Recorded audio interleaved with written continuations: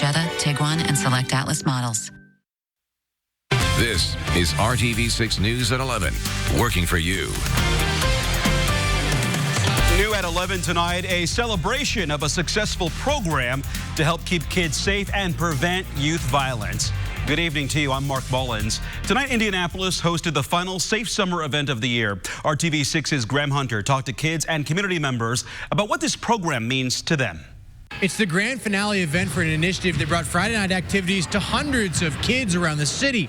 It was nights filled with artwork, food, and fun. Youth violence has been on the rise in our city for the last few years, and so we really wanted to think outside the box this time. Shauna Majors, Director of Community Violence Reduction for the city, is the brains behind Safe Summers. Teens and children and parents and families really know that there's a safe place they can go with some activities going on where they can have some fun, stay out of trouble, and be in a safe environment. Teens like 15-year-old Jalen Dotson. I feel like they're taking a positive effect on me because it gives me something to do on a Friday night. The events help her avoid the pressures of teenage life. A lot of my friends, they'll go to like parties and stuff. In favor of more positive activities. I like when we do open gym or when we do open mic night because that's my thing. I love singing. She's not alone. The city reports that not including the last 2 weeks, nearly 700 kids were directly impacted by the program. He is going on the right track right now, more than what he was at first. That's something moms like Jamie really appreciate. It's helped him out a whole lot, especially with the conflict resolution. And she knows the program is making the community better and safer. Friday nights, keeping the kids off the streets is really a great thing. Reporting from the Near East Side, Graham Hunter, RTV6. And the program will be back next summer, and there have been some conversations about including similar activities during spring and fall breaks. Let's take you outside, give you a live look from our tower camera in downtown Indianapolis, showing Monument Circle lit up there. Storm Team 6 meteorologist Kyle Mounts is helping you get ready for the weekend. Kyle. And Mark, we've got some great weather here lined up as we go into the weekend, and it started off today pretty nice out there with lots of sunshine. Our skies mostly clear tonight. Temperature 73 degrees, and the humidity, it's been low throughout the day and is still there, just 57% thanks to that northeast wind at 5 miles per hour. Temperatures making their way into the lower 60s already in Crawfordsville at 62. It's 67 degrees right now in Greensburg. And there you can see those clear skies, courtesy of this area of high pressure that's going to continue to build in as we go through the next 24 hours or so. And if you are going to be taking part in the Tour de Cure tomorrow morning, lots of sunshine, weather cooperating. 62 degrees at 7 a.m. will be in the middle 70s with a light wind by 11. Thank you, Kyle. Happening right now. And for the next 2 weeks, another major interstate shutdown. East and northbound lanes of I-465 on the southeast side are closed between I-65 and I-70. Crews are making concrete and bridge repairs. The Indiana Department of Transportation says a full shutdown allows the project to get done much faster. If only a few lanes were closed, the work would take 9 months. The road scheduled to be reopening on August 24th. New school zone signs will be put up in a neighborhood on the southeast side of Indianapolis after a mother reached out to RTV6 for help. Desiree Mitchell's son is a second grader at Stout Field on the corner of Sam Jones Expressway and Holt Road. She's concerned about his safety because there are no school zone signs on either road, which are very busy. I definitely think the school zone sign should be in place at both intersections just for the kids' safety. People think it's like a highway. They really fly down there. And you have semis, tons of semis. Wayne Township Schools tells RTV6 the location of school zone signs is determined by the Department of Public Works. The district has no say. So we reached out to DPW and the department is responding. It now plans to add 2 new 25-mile-per-hour school zone signs along Holt Road by the end of next week. Working for you, RTV6 is helping you navigate traffic changes caused by the Red Line. The new rapid transit route will start running in less than a month. We've done several reports to help you prepare, and we're looking at another problem tonight. Drivers having trouble maneuvering around Red Line barriers while turning onto College from Broad Ripple. I didn't know it was going to be this bad. Normally it's just normal bad. This is real bad. I try to avoid this section. A truck and a trailer can definitely not make this tight curve, and especially since they put the pipes up, there's no way. Our crews also saw some Red Line buses themselves hit the barriers while trying to get in the bus lane. Those drivers are training before the route opens in September. We are working to learn the condition of a person hurt in a crash that killed 2 people on the west side of Indianapolis. Metro Police say a supervisor in an unmarked car tried to pull over a Mustang near West 34th Street and Lafayette Road after it passed him going 80 miles per hour early this morning. The driver did not pull over. Police say the supervisor started to chase the car, but eventually stopped because it was too dangerous. About 1 mile later, the car crashed, killing 20-year-old Luis Perez and 27-year-old Joan Diaz. 14 years in prison. That's the sentence for a man convicted of causing a crash that killed an 86-year-old woman and her daughter. Investigators say Carl Hill was driving nearly 50 miles over the speed limit when he ran a red light and slammed into another car at Crawfordsville Road and Lyndhurst Drive and Speedway in March of last year. The Marion County prosecutor calls the crash a devastating tragedy. Police say the suspect in the El Paso massacre stopped his vehicle, got out with his hands up, and told officers, "I'm the shooter." That's according to newly released court documents. Police arrested Patrick Crucius shortly after Saturday's attack that killed 22 people. According to an affidavit, Crucius also waived his Miranda rights and agreed to speak with detectives, telling them he went into a Walmart with an AK-47 and targeted Mexicans. Today, before leaving Washington to go on vacation, President Trump said he recently spoken to the NRA chief executive about stronger background checks. I think we can have some really meaningful background checks. We don't want people that are mentally ill, people that are sick. We don't want them having guns. Bills expanding background checks were passed with bipartisan support by the House back in February, but are held up in the Senate. Indianapolis Mayor Joe Hogsett and Carmel Mayor Jim Brainerd are among hundreds of mayors across the country who signed a letter calling on the Senate to act on gun safety legislation. You can read the letter by going to the RTV6 app and clicking on this story. Family members say a 7-year-old boy, an Indianapolis boy, was among 3 siblings who drowned in Texas this week. His 12-year-old brother survived. Deputies say Zion and CJ Anthony and their other siblings were swimming in a park when they went under the water yesterday. The children's grandmother says her grandkids originally planned to be at her house at the time. Just would have laid my life down. I wish I could have, so I wouldn't experience this pain. I wish I could have died. Police say a stranger pulled CJ from the water, saving his life. He's recovering in Texas, and it's unclear when he'll return to Indianapolis. A state lawmaker plans to take action after new numbers show half of Indiana schools reported 0 bullying last school year. Schools show a 6% drop in bullying incidents from last school year, but parents are telling Call 6 Investigates bullying is rampant. We took those concerns to Representative Greg Porter. Prompted by Call 6 reporting, he passed a law last year that allows the Department of Education to audit schools if parents suspect they're not telling the truth. The problem is the department needs at least 2 parent phone calls about a school to do one of the audits, and that hasn't happened.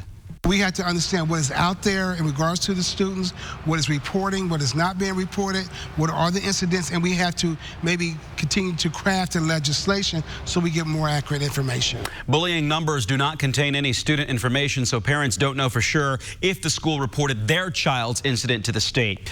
Porter says that needs to be addressed as well. He plans to file legislation and work with the Indiana Department of Education to improve the bullying reporting system.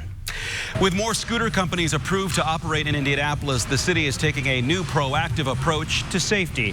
If you missed today's safe riding event on Georgia Street, a second one will be held next Friday.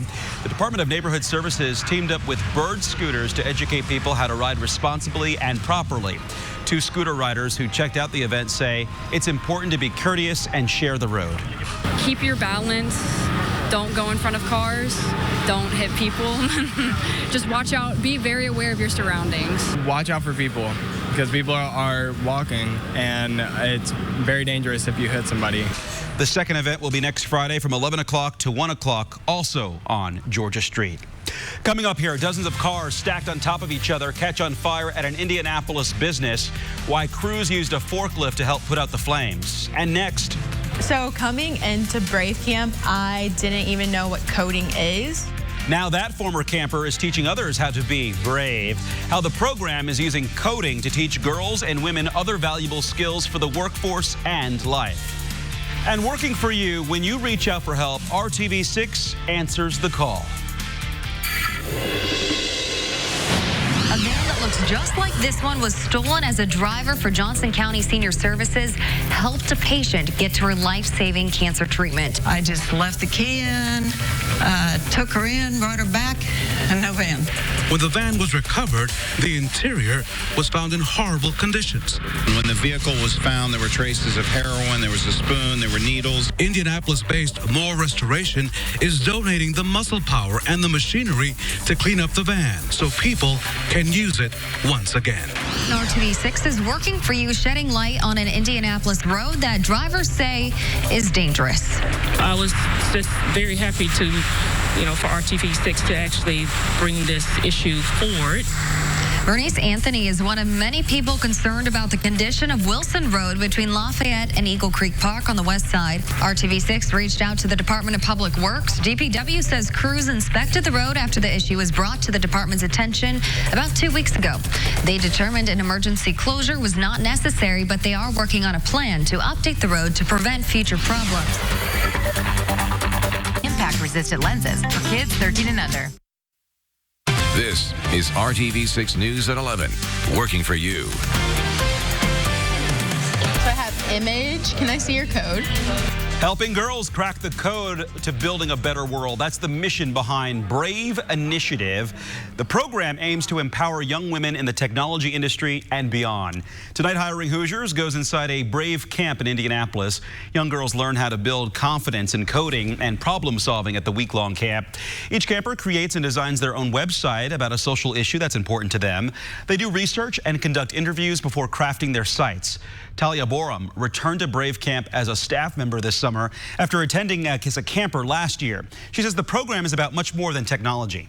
It's only a week, but even after 6 days at Brave Camp, I really felt like it made a difference. I enjoyed hearing about other girls' stories. And for me, it was great to come into this space where there were girls who I could share my experiences with and they could relate for me. And it just really felt like Brave Camps was a safe space and it was created for me and that I could continue to blossom and grow in ways that I think are important. To learn more about the Brave Initiative and Brave Camp, go to hiringhoosiers.com and click on this story. Smoke could be seen for miles as firefighters battled a fire involving around 100 cars on the west side of Indianapolis. Crews were called to Two Little B's Auto Parts on Tibbs Avenue, south of Washington Street, just after 5 o'clock this afternoon. Investigators say the cars were stacked on top of each other in two large piles of about 50 cars. Crews used a forklift to remove the cars one by one to put out the flames. No one was hurt. Firefighters say a customer accidentally started the fire when he used a drill to remove a car part, sending sparks onto gasoline on the ground nearby. Dozens of homes are safer tonight thanks to a smoke alarm blitz. The Indianapolis Fire Department installed 40 smoke detectors in homes across the city today. The effort is part of a statewide campaign to install smoke alarms funded by a federal grant. That includes detectors for people who are hearing impaired, like Sandra McQuarrie's uncle. My uncle couldn't hear the real high decibels of the fire alarm. We had one lost in a box downstairs, and it was driving us crazy, and it didn't bother him at all. And that kind of made me think we need to get something that, he can hear. It does alert him. If you need a smoke alarm in your home, call the IFD Smoke Alarm Hotline. Here's the number, 317-327-6093. New at 11, forget about Labor Day, Halloween, and Thanksgiving. One local fire department is already thinking about Christmas. Today, firefighters in White River Township hosted a cookout at the Kroger on Meridian Park Drive on the south side to raise money for its Christmas Angels program. Organizers say it is a year-round effort. Christmas in August is just as good, too. We try to do this all year round so that so people keep remembering about that program. So when it comes to the end of the year, we're ready and we're funded. I think it's great for people to see firemen out in the community giving back. The department works with the United Way and Angels Anonymous. The program serves about 200 kids in need in the Center Grove area. Oh, yeah. Oh, so insane. They're both right here. Now to an amazing close encounter between fishermen and a killer whale off the coast of Southern California. It's the second time in just a week the curious creatures have surfaced near a boat. ABC's Marcy Gonzalez reports one of the men describes the moment as a once-in-a-lifetime experience. A massive surprise for these fishermen off the coast of San Diego. orca whale swimming up and playing just feet away. Oh, it was incredible. I mean, I could have reached out and touched it. Nathan Benji, one of 5 people on this 21-foot boat, expecting a day of reeling in yellowtail, instead catching these unforgettable moments on video. Yeah, honestly, I don't really know how to describe it. It was definitely a once-in-a-lifetime experience and something I'll never forget. The killer whale, a friendly show-off, even doing a belly roll right beneath the surface. They're curious, they're playful. The boats do provide an opportunity to play in the water. And some pods are not as shy, so they might come up to a boat more often to investigate what is going on, who is this, or what is this. That curiosity also leading to this incredible encounter captured by Newport Coastal Adventures not far away just a week earlier. The captain snapping this killer selfie. Fortunate moments for everyone on both of those boats because experts say it's rare for this kind of whale to swim so far north. Marcy Gonzalez, ABC News, Los Angeles. I mean, you really can't get much closer to it unless you're at a water park, I guess. And that's a whale of a tale that hopefully they got the social media photos right. See what you did there. Yeah, because I'm sure they weren't going to believe you back at shore. All right, well, as we go into the weekend, we've got some nice weather, and that's good for any of the outdoor activities, even if that does include getting out there and mowing the lawn, because, yeah, somebody's got to do it, right? Well, I think we'll have dry weather the next several days. Really, that next best chance for rain coming our way early next week. We'll talk more about that in a second. Right now, though, dry conditions, 73 degrees with mostly clear skies in Indianapolis. Lower 60s already, though, in Kokomo and Bloomington at 66 degrees. By tomorrow morning, comfortably cool as we start off the day. Many locations in the 50s. 55 in Lafayette, 57 in Columbus, and 61 degrees in Indianapolis.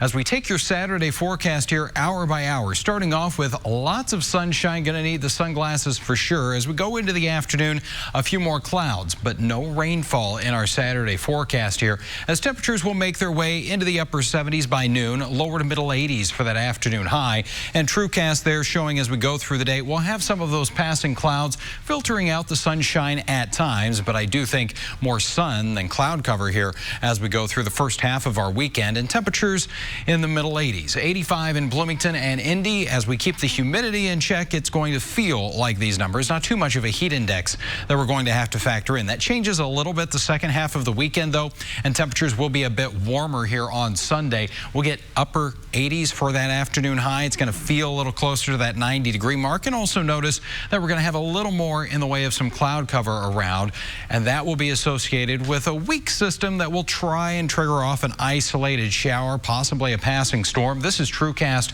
by 3 o'clock Sunday afternoon. You notice we've got the cloud cover, not a whole lot in the way of rain, and that is only about a 20% chance of any wet weather here for the second half of the weekend, and really favoring areas north of Interstate 70. So most of us not going to see any rainfall here the next couple of days. 7-day planning forecast, as we put it all together, there are the warming temperatures. We'll go from the middle 80s tomorrow, upper 80s on Sunday, and it's been a little while since we've been in the lower 90s, but it does look like that 90-degree heat returns for our Monday with partly sunny skies. That humidity is really going to be fairly tropical here. I think the best chance for rain over the next 7 days comes our way Monday night and then lingers into Tuesday with about a 30% chance for some showers and storms there, with highs still in the upper 80s. Then we wash out the humidity. Temperatures getting a little more comfortable for us as well, with highs in the middle 80s on Wednesday and Thursday. But it is August, and we're going to heat it back up heading into next weekend. And it is August. That means it's fair time. A superhero on display at the Indiana State Fair is no man of steel, but he has the power to help make bones strong and healthy. Look at that. In honor of the State Fair theme, Heroes of the Heartland, this year's cheese sculpture is a superhero cow and jug of milk. This is the 14th straight year Sarah Kaufman has created the work of art for the fair made of cheese. Kaufman is considered the premier cheese carver in the U.S. Look at that. Impressive. I wish I had those abs. Like the Superman abs? there. Yeah. I eat enough cheese. Made of mozzarella, maybe? That's right. All right. Time now for sports. Here's Brad Brown with that. Hey, thanks, team. And Friday night, we're getting set for some football, but some Saturdays will soon be in store for the Indiana Hoosiers. Head coach Tom Allen has a lot to like about his guys. Just more than a week into fall camp, we'll talk all about the Hoosiers. Coming up next on the news at 11.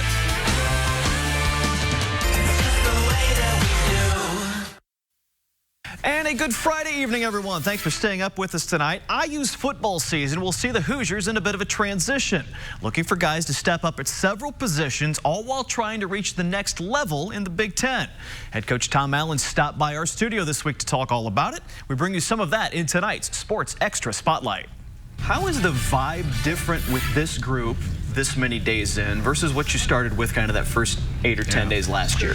You always, it's interesting to compare each year, you know, the different personalities of your team. And I think there's an energy to this group. You know, I've been real impressed with their mindset and work ethic. You know, all summer long they've just had they come to every workout and they're hard. Our strength staff does a great job and stresses them a lot. And we went 6 straight days of fall camp here without any breaks in between, and we already had 4 days of pads, and so just great mind to work. Just I love the focus. I love the sense of urgency that they have. I think we got a great mix of older guys and a lot of influx of youth to really create a good balance. You've got some young guys and really are going to be high in the mix in this, though. You just talked about the energy earlier on. Yeah. You get a sense they bring a different energy. These guys, they're hungry. They're ready to get at it. Yeah, and I would use that word for our whole team. Yeah. You know, and there's so many younger guys that, you know, they came here for a purpose. They came to play. You know, they came to make a difference, and that brings a tremendous amount of energy that you have to have. And as you said, it's a long season. You know, so you're just getting started, but you're laying that foundation right now, and I like what I see. Talk about your quarterback position going forward here. Which of your guys has impressed you most? I guess I don't want to make you pick favorites out of this already at this, but kind of the group collectively, what have they shown you in this first 8 or 9 days that gives you kind of a positive feel with that group? Well, you know, I sit in on pretty much every single quarterback meeting pre-practice, you know, and watch them interact with Coach DeBoer and watching film. They get on the board and they have to, you know, basically demonstrate their knowledge of our offense. And it's a new system for all of them. So that's kind of allowed them all, and they were all here in the spring, you know, in terms of all 3 of those guys. And so, you know, to be able to see their growth, you know, I think just the focus that they have, that's what sticks out to me. They're the care factors at a really, really high level, and that they want to be great. And they, obviously each one of them wants to be the guy, you know, so there's that natural tension that's created because of the competition that you have, and I see a great, you know, they work together. You know, even though they all want it, you know, and Peyton's a returning starter, and he has that, you know, in his corner, but he also knows he got 2 other guys that want his job, you know, and so, but that makes them, all 3 of them have to know, I come in that meeting every day, I got to be at the top of my game, I got to study. You know, it's not just what you do there, it's what you do when you're away from us as well, and taking care of yourselves and studying that playbook and being you're able to run the offense and eventually run the team. IU will open the season at Lucas Oil Stadium. It's August 31st game against Ball State. They'll have 3 straight in Bloomington after that, including their Big Ten opener against none other than Ohio State. They'll have trips to Michigan State and Penn State on the calendar as well. Michigan will be a home game right before Thanksgiving, and the Old Oak and Bucket game at Purdue will close it out. We'll close it out here with the rest of tonight's News at 11 after one more break. Budget at Ross. Yes for less. More than $6,000 will go to the Girl Scouts of Central Indiana thanks to s'more sales on the Circle. Today, chefs on Monument Circle turned the campfire snacks into gourmet desserts, adding ingredients like red velvet cake, pretzels, and peanut butter. And that all sounds good. It's going to be warm this weekend with highs in the 80s. All right, good night, everybody. Have a good Friday.